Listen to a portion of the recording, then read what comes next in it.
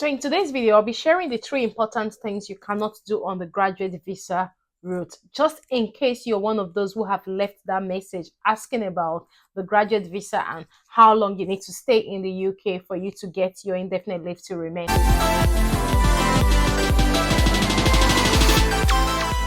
Hey guys, welcome back to my channel. My name is Fajira. If you're seeing this beautiful face for the very first time, I'm so happy to have you in our beautiful family. For my returning subscribers, thank you for always coming back to watch my videos. I really do appreciate. God bless you. If you're new to this channel, I create content on UK immigration update, jobs with visa sponsorship in the UK, live in the UK, scholarships in the UK, like everything you can think about the UK. So if you're someone who is interested in such content, do hit on that subscribe button, turn on the notification bell, so each time I upload a new video, you're definitely going to be the first person to see that video. Without wasting so much of your time, guys, let's quickly dive right into today's video. And just as you can see, we will be talking about the graduate visa, because there are certain things you are not allowed to do on the graduate visa.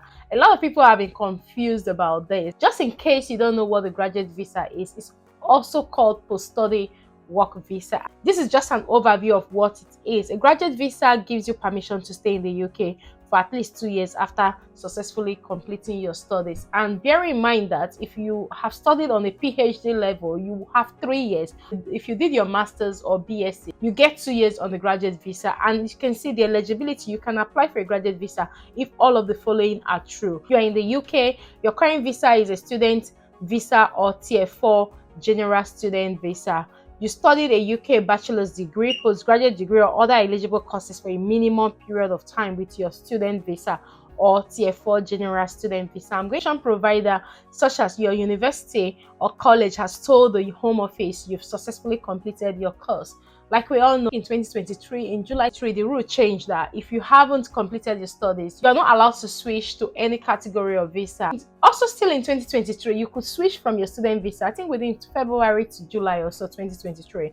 But now, you cannot switch from the student visa. How long can you stay on the graduate visa? A graduate visa lasts for 2 years. If you have a PhD or other doctoral qualification, it will last for 3 years, as earlier mentioned. Your visa will start from the day your application is approved. If you want to stay longer in the UK, you cannot extend your graduate visa. For those who have been asking me, can I extend? My post-study work is coming to an end and I haven't got an employer with sponsorship. It says you cannot extend the graduate visa, but however, you may be able to switch to a different visa. For example, the skilled worker visa, maybe the health and care worker visa, or the innovator founder visa, or the global talent visa. You can switch to any category of visa. Your partner and children can also apply to stay in the UK if they are eligible. I'm also going to share the 3 important things that you should know on this visa. But this is just an overview. There are some courses as well that are also eligible for the graduate visa. But before we go down to those courses, just to let you know that the only time you can apply for this visa is when your university has informed Home Office that you have successfully completed your study. The graduate visa fee is £822, but you will also have to pay for IHS, which is £1,035 for 2 years, which is about £2,070. Now, if you work in a public sector, you are a doctor or a nurse, or work in a health or adult social care, check if you are eligible to apply for a health and care worker visa instead, because the health and care worker visa is cheaper compared to the graduate visa. What you can and what you cannot do. With a graduate visa, you can work in most jobs. It allows you to work in any organization. There is no restriction. Now, look for work, be self-employed, continue living in the UK with your partner and your children. If you're eligible, do voluntary work, travel abroad and return to the UK. For those who have been asking me, if I'm on the graduate visa, can I travel abroad and come back? Yes, you can, just as you can see. So you cannot apply for most benefits, which of course, you're not recourse to public funds or state pension. Work as a professional spokesperson. If your application is successful, you will get a full list of what you can do and what you cannot do, just in case you're planning to apply for a graduate visa. Now, studying with a graduate visa, you can only study with a graduate visa if your choosing course is not eligible for a student visa. That's when you can study on the graduate visa. Now, there are some courses as well which I saw that I said I would share with you for those who have been asking. You can also apply if you completed any of the following: a law conversion course approved by the Solicitors Regulation Authority, the legal practice course in England and Wales, the solicitor's course in Northern Ireland, or a diploma in professional legal practice in Scotland. Now, the bar practice course in England and Wales, or the bar course in Northern Ireland, foundation program in medicine or dentistry, and also a postgraduate diploma in education, which is PGD. So if you're doing any of this, you are qualified for the post-study work visa. You need to have studied in the UK for a minimum of 12 months for you to be eligible to apply for the graduate visa. Quite a good number of people have asked this question on my comments and also in my inbox. If you can switch to the postgraduate work visa or the graduate visa. As you can see, you cannot switch from any other category of visa to the graduate visa scheme. As you can see, you cannot switch from any other category of visa to the graduate visa route. So just in case you are one of those who have been saying, oh, I was a student, I got a care worker visa, and now the license is revoked, I want to go apply for the post-study work visa or the graduate visa. Guys, you've lost. Once you've completed your studies and you choose another pathway that is not the graduate visa, you cannot come back to be on that visa because you have applied for another visa after your studies. For those who are currently asking if they can come back to the graduate visa because they were on the visa and they went to get a care visa and the company lost their license and now they want to come back. Guys, once you have left the graduate visa, you cannot come back to the graduate visa.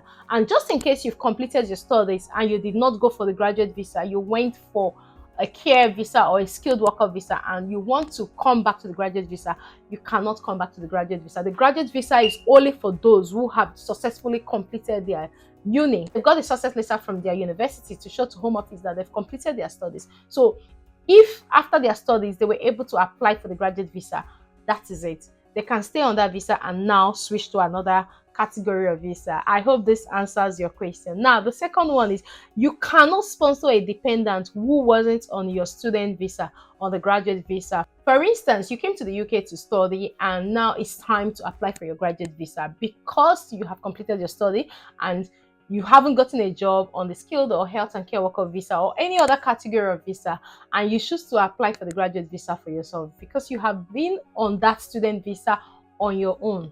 You cannot add your dependents to it when applying for graduate visa. But in a situation whereby you came to the UK with your family as a student and now it's time for you to apply for the graduate visa because your dependents have been on the student visa with you. So when you apply for your graduate visa, they can apply with you, so you don't have to worry. You've got zero worries. But if you came alone and now you feel like it's time to add your dependent, not on the graduate visa, you need to get a job that allows dependent and not even the care job. Now, for those who have been asking about the time spent on the graduate visa, does it count towards indefinite leave to remain? There are different routes to indefinite leave to remain. If you want to go on the 5 years route, that's different. If you want to go on the 10 years route, that's different. But the people that actually uses the 10 years route are those that came maybe to do their undergraduate, master's, PhD, postgraduate visa, and from there they get their indefinite leave to remain. But if you came to study for master's and you get on the graduate visa and now it's time for you to go on the skilled worker visa, it doesn't count towards your indefinite leave to remain because the skilled worker visa is a different category of visa on its own. And you have to be on the skilled worker visa for 5 years for you to be eligible for indefinite leave to remain. For those that have been saying, oh, I've been on the student visa and I know the student visa does not count towards my indefinite leave to remain. I've been on the graduate visa for a year plus now. I'm just about to get the care worker visa. So that means I've already stayed 1.5 years, guys. That's not true. You haven't stayed 1.5 years. If you're going on the care worker visa after your graduate visa, then you're starting from the beginning to count your 5 years towards indefinite leave to remain, which brings the time spent on the graduate visa scheme doesn't count towards your indefinite leave to remain in the UK, except you're taking the 10 years route, which is a longer route compared to the 5 years route. So for those who have been saying they spent time on the student visa and now they have spent some time on the graduate visa, so they've got a few years left to get indefinite leave to remain, guys, when it comes to the UK visa, the different categories of visas have got different time to spend on them to get indefinite leave to remain. So if you started with a skilled worker visa, that one you're sure that you're going to get your indefinite leave to remain in 5 years. But bear in mind that if you're a dependent of a skilled worker, you now switch to become the main applicant on the skilled worker visa, guys, you're starting afresh. You've lost the time you've been on that dependent visa. So for those who have been asking me, this is just what it is. So the time you spend on the graduate visa does not count towards your indefinite leave to remain if you intend to take the 5 years route. But if you're taking the 10 years route, then it will carry on counting. So this is just what it is. And like we all know that the graduate visa allows you to do any job of your choice. It's not restricted. So if you apply for it, you could work in any organization. But I would always advise that once you get on the graduate visa, make sure you start looking out for jobs that will be able to sponsor you on the skilled worker visa. So you don't stay on the graduate visa for too long, because once you stay on the graduate visa for too long, before you know, it's coming to an end and maybe you may not be able to get a company that is sponsoring. So once you're able to get on the visa, once you apply for the graduate visa, make sure you're looking out for jobs on a daily basis that will be able to sponsor you to continue to stay in the UK. So guys, this brings us to the end of today's video, and I hope you find this video helpful. And if you do find this video helpful, please do like, share, and also do subscribe. Until I see you in my next video, guys, do take care and have a lovely day. Thank you very much for watching. Bye bye for now.